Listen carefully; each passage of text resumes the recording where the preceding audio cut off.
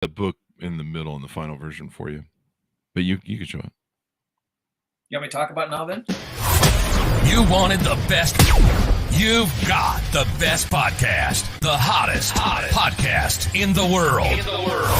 The Chris Voss Show, the preeminent podcast with guests so smart you may experience serious brain bleed. The CEOs, authors, thought leaders, visionaries, and motivators. Get ready. Strap yourself in. Keep your hands, arms, and legs inside the vehicle at all times, because you're about to go on a monster education roller coaster with your brain. Now, here's your host, Chris Voss. Hi, folks. It's Voss here from thechrisvossshow.com.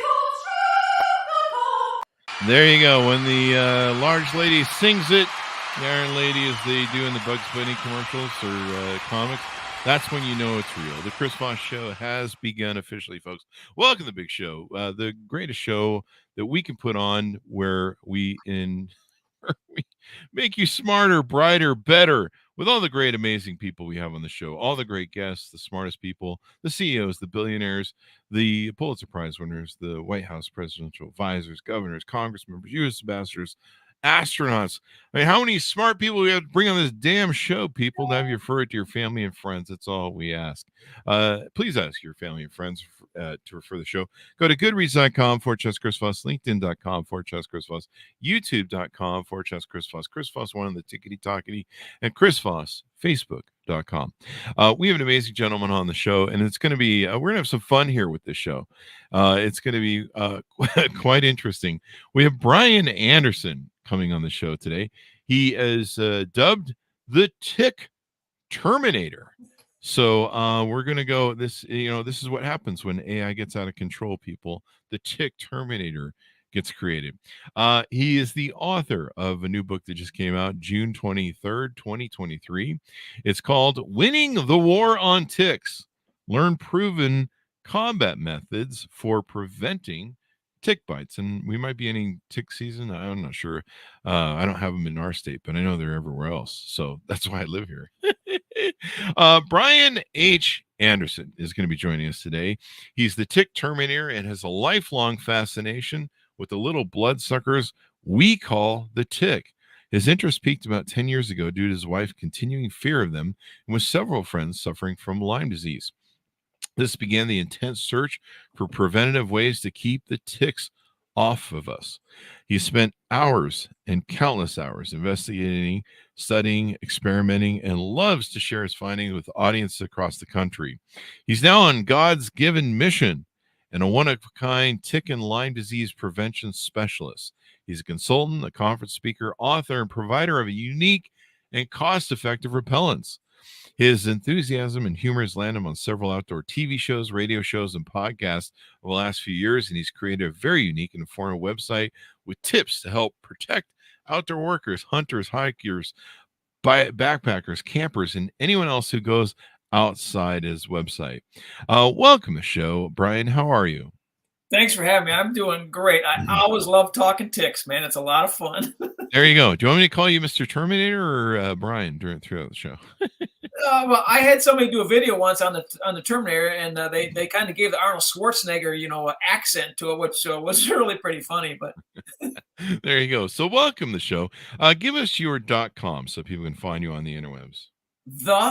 TheTickTerminator.com. TheTickTerminator.com. Pretty simple. Okay. You almost need to have to say that in either an accent or some sort of powerful movie voice. The Tick Terminator, in a world gone mad. So this is a wild journey to be on. You're the first person who's wrote a book on ticks who's on the Chris Voss Show after 15 years. So we must finally be becoming something of a show. Give us a 30,000 overview of what's in your book. Well, it's pretty much everything about how I got started, my crazy fascination with it. Also, best methods to keep ticks off, research people have done to try to limit the amount of ticks out there. Mm-hmm. And then towards the end, what do you do if you get bit, which is extremely important, how to handle them, the best repellents that you can use out there, mm-hmm. All kinds of different repellents that people can use, stuff like that. I mean, the book like this here, when I wrote it, I was going to call it Tick Suck. That was going to be the title. But then the two most important women in my life, namely my wife and my mom, who helped edit it, said, "Nah, you should change the name." So that's why I call it "Winning the War on Ticks." You got to keep the women happy. You know what I mean? There you go. I always, the women in my life, I always take their advice. So my wife and my two mistresses, I listen to whatever they tell me. That's a joke, people. I'm kidding. I don't have a wife, but I do have two mistresses. Anyway, what do you do at your website? Tell us what goes on there, some of the products and stuff that you have on there as well.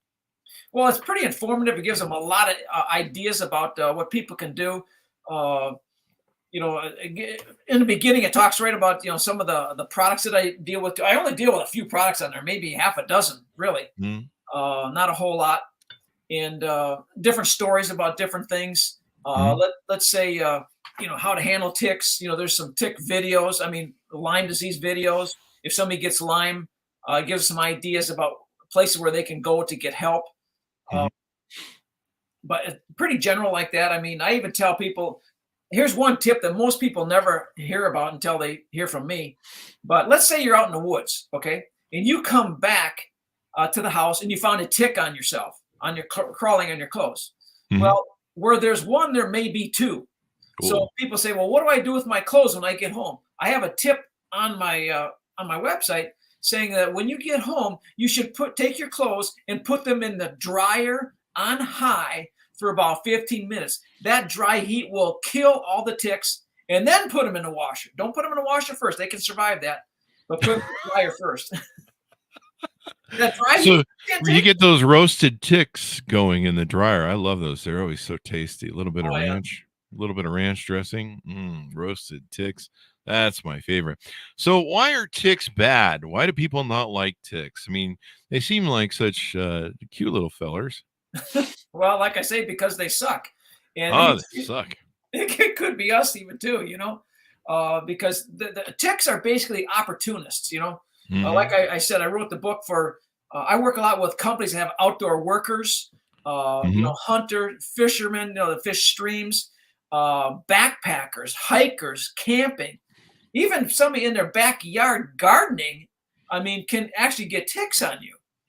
So, I wrote it, with them in mind. It is a big thing that I did. And what got you into this? I mean, like, what was the turning point for you? Where like, I'm going to be a tick expert.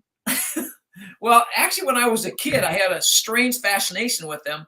I live in Upper Michigan, and it's a very rural area up here. I moved here in '79 after I got married to my grandparents' place with my wife. So we've been married almost 45 years now. So you had a fascination with them as a kid? Yeah. Who hurt you, man? I would visit my grandparents, and it was kind of cool to see them actually sitting on a blade of grass. You see them in their environment before they see you, before they get you. Yeah. And you're a little kid, 4 or 5 years old. I put ticks on the same level as like mosquitoes. Just things that suck blood, but they couldn't fly. Because they don't fly. Yeah. Well, that's probably good. That's probably good. We don't need any more flying, blood-sucking things flying around. Yeah. So, about 10 plus years ago, I kind of, had a resurgence of interest in them. And because my wife hates them, I was trying to figure out a way that I could, get rid of them. Or could I make some kind of chocolate, that they would like better than our blood? And guess what? There ain't nothing they like better than our blood. That's it. No, blood's good. If it's from your enemies, it's tasty. Yeah. I would bring ticks in the house, bring them in the basement, and play with them with my grandkids. Trying to experiment with them to learn about them. And I would bring stuff up from underneath the sink, like cleaning products and baking soda and sugar and salt and pepper and whatever I could to try to see if I could get them to move around. And smells what I could do with them. And it was a lot of work. I eventually found out more stuff that online, but I was playing with them, trying to decide stuff, determine what makes them tick. So what makes ticks tick? That's a great line for you and what you do with your brand. I'm the guy who figures out how to make ticks tick and then how to not have them tick anymore. That's for sure. There you go. Stop those clocks. So So why, tell us a little bit about Lyme disease for people who aren't familiar with it. I didn't used to be familiar with it until a few of my friends got it. Why is Lyme disease pretty bad if you get it from ticks? And why does it mostly come from ticks, Lyme disease? Can you get it anyplace else?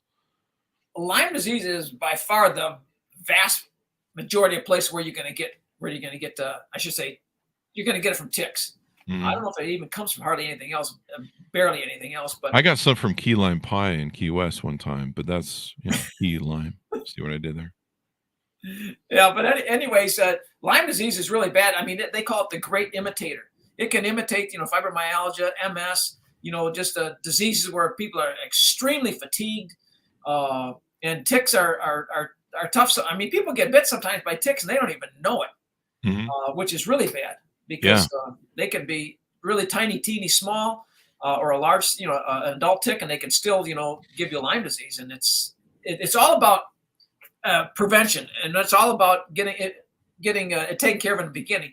Here's my tick that I use for demonstration purposes. Yeah, you may have been feeding that for too long. For those not watching on YouTube, I know it's really big. It's about 6 inches long here total. But they don't get this big. But anyways, if they get stuck on you, one of the most important things is how you take a tick off. You want to take a tick off very gently. Okay, if you get one, you don't want to grab it by the body, because if you grab it by the body like this, think about somebody grabbing you by the stomach. You know what I mean? They may puke the bad stuff in you at the time you're trying to take it out. Oh wow! You don't want that. So be very gentle. You want to take it at the very base and pull it up. And watch the bite then. I don't care after that. It's really good to take a picture of it, maybe put it in a plastic bag. I don't care if you shoot it with a 30-06, but make sure you see it first. The tick or the bite? Oh, the tick, yeah. Yeah. And if a little bit of a head gets stuck in your skin, just wash it off with some rubbing alcohol or soap and water, and it'll take care of itself. But watch the bite, especially. Maybe your buddies who got bit there probably didn't know they got bit, or they didn't go and see a doctor right away. But seeing a doctor right away is huge. It's so important to do that. In most cases, they can put you on, let's say, I'm not a doctor and I don't play one on TV, but they'll probably put you on like doxycycline for a couple weeks. And almost hours, that kicks it out of your system. Really? So early detection and early treatment is the biggest thing that I preach at people, to be careful of that. Make sure you get it taken care of in the beginning. Don't just tough it out, because it only gets worse. So let me ask you this: I had heard something that certain the coloration after the bite can indicate if it's if it had Lyme disease. Is that correct? A bullet sort of look, bullseye. A bullseye rash, a big circle around that. If they don't all do that, but if you get that, about half the cases, maybe they get a bullseye rash. And if you get that, man, you for sure need to see a doctor. I mean, I've gotten bitten by ticks. And, not every bite is going to give you a disease. But when you have some kind of bad reaction, like a bullseye rash, like achy joints, flu-like symptoms, I mean, feeling really crappy, maybe your vision goes blurry, or you get Bell's palsy where half your face is kind of sagging, something bad after you got bit by a tick in the next couple of days, see a doctor about it. And if that doctor doesn't do anything about it, see another doctor. It ain't worth, not getting it taken care of in the beginning. That's for sure. But there you go. What about like your animals too? Like my puppy, when she was young, got a tick bite. We pulled the tick out. I think we used oil or something. Isn't there a thing where you can use oil, or there's some sort of thing you can do to put on it that liquid or something like sometimes motor oil? Yeah. I don't remember how we pulled it out, but we pulled it out, and she did get the bullseye a couple days later. So I guess you need to look for, now, does the bullseye look where it has multiple sort of rings? There's a center ring and then there's an outside ring, right? Sometimes it can. Yeah. I mean, my little niece, who was, maybe like 4 or 5, she got a whole bunch of circles all around her whole body, her mom told me. And she took her in, and of course, got her taken care of. Wow. But, so you got to watch out for it in your animals too. And I just happened to find it, luckily, on her belly because she was a puppy, and she still had her pink exposed belly. That's about the only reason I found it. And then after that, I'm like, how do I keep this from happening again? and it's crazy. So people should watch for that that sort of bullseye thing, and then they should go to the doctor and get. Is it like a penicillin that's being given to him? The It's drug that you mentioned, doxycycline. I'm not a doxycycline. doctor, like I said, but Okay. doxycycline is used for a lot of different things, and it's a really good one for Lyme disease. Now, there's other diseases too that people can get. I mean, they can get anaplasmosis, babesiosis, or leishmaniasis, tularemia, Rocky Mountain spotted fever, Powassan. And there's another disease in the south eastern part of the United States, more so, that's called alpha-gal syndrome, where they get that and they become allergic to red meat, basically for the rest of their life. Wow. And that's no something. good either. Yeah, I wouldn't want to have that. That's awful.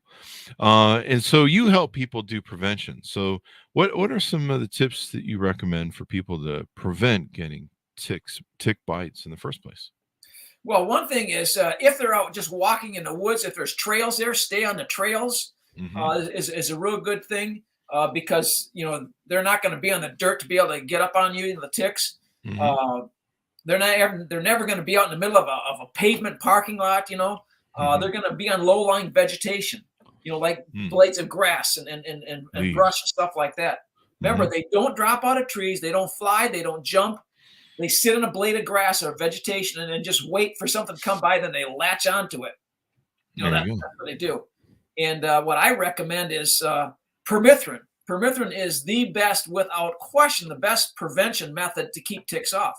Mhm. The way permethrin works is you spray it on your clothes, and I have that on my website. We do a lot with that. It's wonderful stuff. Mhm. But you spray it on your clothes when they're out, let's say on a clothesline or something like that. Let it dry overnight or at least 4 hours. And then it dries clear. It's odorless. You can't even see it. I mean, it's so cool. I call it vitamin P for your clothes. You know what I mean? Vitamin P for your clothes. There you go. So what happens when ticks crawl up on it, it drives they can sense those little permethrin molecules, and it drives them nuts. Eventually they will fall off and die, or die and fall off, because they can't take it. So it's Mhm. a wonderful product. And nice thing about permethrin is it lasts through the laundry even too. You can wash your clothes several times before you need to reapply. So it's some great stuff. Well, there you go. That sounds pretty interesting. So I'm glad there's something to do.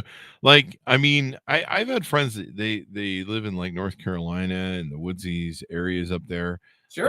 And I imagine they're mostly prevalent in those greener areas of the states, aren't they? Where are they mostly prevalent at? Well, you're exactly right. The more vegetation that you have, the more they're going to be. Like Mhm. in a deserty area, the west where you live, like Vegas, obviously, places like that, they're not going to be as much. That's for sure, Mhm. because they can't take a whole lot of heat. Let's say if you put them in a dryer, that's going to kill them too. Yeah. I mean, we have an outdoor dryer in Las Vegas, so Yeah, I'm sure. Yeah. it's 100, So, 110 degrees. So they definitely need the moisture to survive. Is a big thing with them. They need moisture to survive. That's why they're going to be in the vegetation areas. Mhm. So, I mean, if I own, and my friends say when they come back in from like North Carolina, they're like, yeah, I have to pick the ticks off me and wash the clothes, and I'm like, wow, and then I have to pick the ticks off my dogs, and I have huskies, so I'm like, holy crap, that's a lot of tick picking. searching. Yeah, I mean, I just wear one of them hazmat suits when I go out for a walk. If I lived in North Carolina, I think. Then I have my dog have one too. But Sorry. the dogs can actually get some chewables and some certain things like that where the ticks bite them, they actually die. Oh, really? Yeah. Oh, yeah. Well, and there's the tick collars too, huh? Yeah. So that Yeah. helps them. And one way to tell if your dog has like Lyme disease is, let's say after a couple of weeks of maybe getting bit, they start to lose their motor skills. Like their rear end starts to sway around. You can tell they're kind of walking like they're drunk. Wow. My daughter she has a little, I think it's a little Shih Tzu, the tiny little, it looks like a mop, you know what I mean, on the floor. Mhm. And about a year ago, it was December. It was well into, we already had snow on the ground, and her dog started acting really bad. I mean, she basically went to the vet because she thought the dog was after going to be put down, really. Oh no. And turns out that it had been bitten several weeks earlier when the snow had not come yet. and it is now is manifesting itself as a full blown Lyme case, and they treated it, and now it's fine. So There you go. Well, that's good news. yeah. That's good news. So repellents are the best way to do it, other than wearing a hazmat suit when you go out, which is what I do because I'm paranoid that way. That's what I said. And so I guess you've tested the best repellents that are out there and figured out what works best. Oh yeah, there's nothing better than permethrin. That's there's no question about it. I mean, our military has been using it for decades and decades. It's been around for a long time. Yeah. Long time. That or I just use nuclear radiation, but they might be able to survive that. I don't know. Who knows? In Chernobyl. Do ticks die in the wintertime? Is it safe to go out in the winter where I won't have to wear my hazmat suit? Or I'm glad you brought that up, because ticks ticks do not die in the wintertime, okay? Because see, in our area, they go down under the leaf litter, okay, when temperatures get below 32. Actually, we still had some last week around 30, and last week we had 50, so we had them there too. But anyways, they dive down under the leaf litter, as winter starts approaching. Then snow comes over. Snow is a wonderful insulator. So they just basically chill out underneath the snow there for the winter. And then the springtime comes again, they, awaken again, and they're ready to go in the spring. But I should tell you the life cycle of a tick. You want to hear the life cycle? Yeah, please. A female tick gives birth anywhere between 1,000 to 5,000 eggs at a time, which is just disgusting. Holy crap! That's man. In June, typically, it's like little dots of brown on the ground. Holy crap! So after a couple weeks, they hatch out of the eggs. Then they look for their first host, which is typically a white-footed mouse, because they're on the very ground. They can't get on anything else. Yeah. The white-footed mouse is running around, and they jump on that, start sucking the blood out of it. After a couple days, they drop off. But anyways, when they're sucking the blood out of that white-footed mouse, the germs or the pathogens from that mouse that go into the tick is what actually give it diseases, because they're born disease-free. Oh, really? So it's the mice that are the... Yeah, the mice give them the disease. Okay. Oh my God! Now, does the mice give them Lyme disease? It'll give them whatever the disease that they happen to have. Sometimes it's Lyme, sometimes it's one of the other ones that I mentioned. Wow! But it's typically a white-footed mouse. In the South, they call it a little animal called a skink, which is kind of like a lizard or a snake with legs, kind of. And they'll get on those because they're close to the ground again. Right?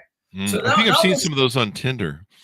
I don't know what that means. So this little tick, then, after about 3 or 4 days of having a good meal, they jump off and they do whatever ticks do, which ain't a whole lot. They just kind of sit back and chill. They thought they just got off the full belly deli, Yeah. And they molt into the next series that fall, that winter, come out the next spring. They grow 2 more legs. So the next legs. So they have 8 legs. That's why they're actually a part of the arachnid family. They're part of the spider family because of that. They're scary. So they come out the next spring as a nymph-sized tick, the size of a poppy seed, okay? And the size of a poppy seed, that could be on your shoelace and you wouldn't even notice it. Oh, yeah. And if they got a Lyme or any other disease that last summer, the one the size of a poppy seed is just as lethal as a full-grown adult. So size does not even matter in the tick world. I mean, yeah, small. So anyways, they look for a host, could be us or some other little animal, feed on that.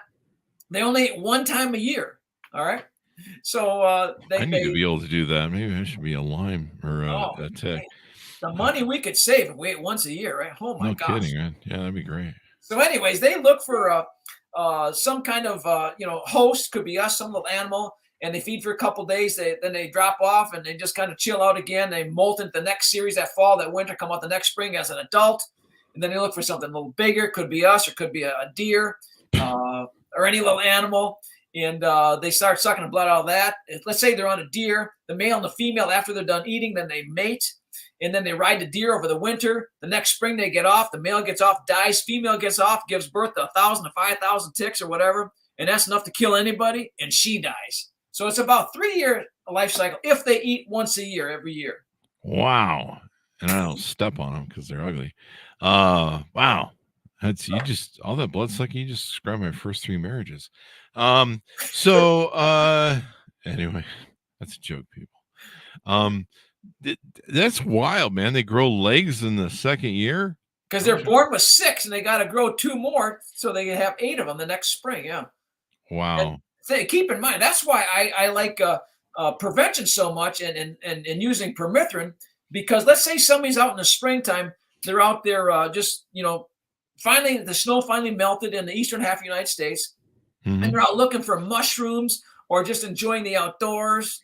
And they little like do to they get realize high that here. ticks are looking for them or something to eat. And they could be on their shoelace and crawl up their pants, and a lot could happen there. That is crazy, man. And if when you come back into your house, if you don't take your clothes off, throw them in the dryer first, and then the washer, then they're all in your house, right? They won't last too long in the house because it's not moist enough for them. Okay. Several days. The typical ticks. There's several different versions. There's about 800 species of ticks in the world. 800. Yeah, I know. I'm living in a bubble from here on out. They're all over the place. We don't have anywhere near that many in the States here, but they're all over in different parts of the world. Africa, had a guy go to Africa this past summer, and he had them all over his pants. Luckily, he sprayed them with permethrin, and he never had any bites from them. Wow. But yeah, it's I've had people on the Appalachian Trail here this past summer that if I ever go to North Carolina, Michigan, all those places up there, I'm just gonna cover myself. I'm just gonna bathe in it first, and then go out. Hey, what's that? Hey, wearing that new cologne there, Chris? It smells like shit. It's permethrin. Oh, permethrin's odorless. That's the nice thing. Oh, is it? Oh, that works. Yeah, that works so good. Yeah. I mean, DEET can smell a little bit. People don't realize that DEET is a wonderful repellent. Okay, DEET is for the skin, permethrin is for the clothing. Okay. And remember, the way permethrin works is it's called a contact repellent. That means the ticks don't notice till they come in contact with it. All right. As they're crawling up the pants, every little step drives their nervous system nuts. Okay. I had a little black fly land on my thigh a couple of years ago.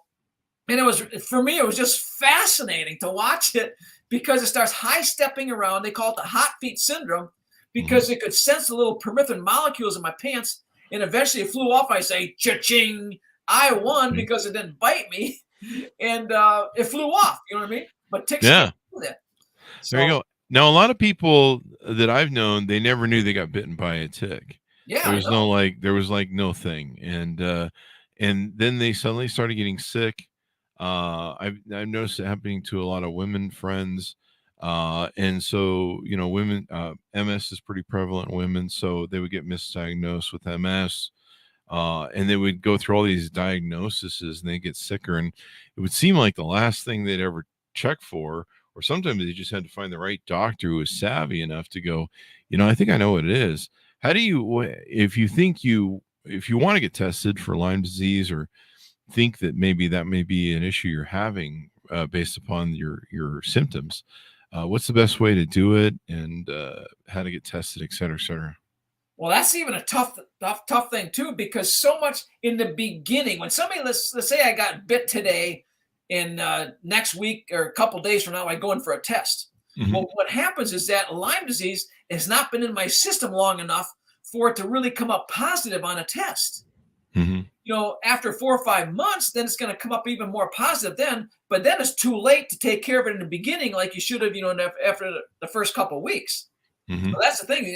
This Lyme disease is notorious for giving testing for false negatives and false positives. It's just really, really difficult to test for. So often when somebody goes in and they think they got bit by a tick, the doctor, if they're sharp and if they're in a tick area, it helps too because it's more common. They will give somebody doxycycline just based on their symptoms. Really? Right? Wow. Without even a test. Yeah. That's right very, very common because doxycycline is now, I'm not a doctor here, but it's more of a mild type of, very generally used antibiotic, but it's really good for Lyme disease. Wow, man. That is crazy. Well, we've learned a lot here. Anything we haven't covered on the, what the Tick Terminator does? Well, I got it. When we're ready, I'll end with a poem that I wrote about ticks too. Okay. All right. If we're there, they go ahead and throw it at us.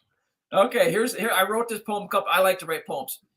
And it goes like this. I hate them little suckers. I want to terminate them all. So I do with permethrin and love to watch them fall. From head to toe, I spray this stuff. My shoes, socks, clothes, and hats, because it works on more than ticks, like skeeters, chiggers, and even gnats. So I ask you, if you're listening, to keep away from Lyme, get started with permethrin, and now is the perfect time.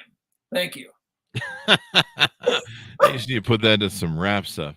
So people can order your book. They can learn about all this stuff. They can go to your website. I noticed in your website, you've got tick and Lyme info. So you've got explaining what Lyme disease is, Lyme videos, books, treatments, physicians. You talk about how to repel on your clothes and skin, apparel, home and yard, pets. I just wear a hazmat suit the whole time. You know, there's one of those things that are completely sealed off from everything. That's pretty much what I wear. And then they can order permethrin right there too. There you go. And they can find out more. So can people consult with you and have you come speak and things like that? How do people reach out to you for that? I love speaking. I do that as much as I can.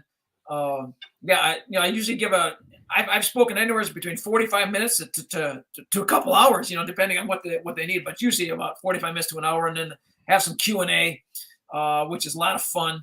And people really learn a lot. A lot of times people come up and say, "Man, thank you. I learned something here today," because not too many people are like me. Not that I'm a genius, but you gotta be a little strange, a little weird, and have an unusual fascination with little ticks, like I do.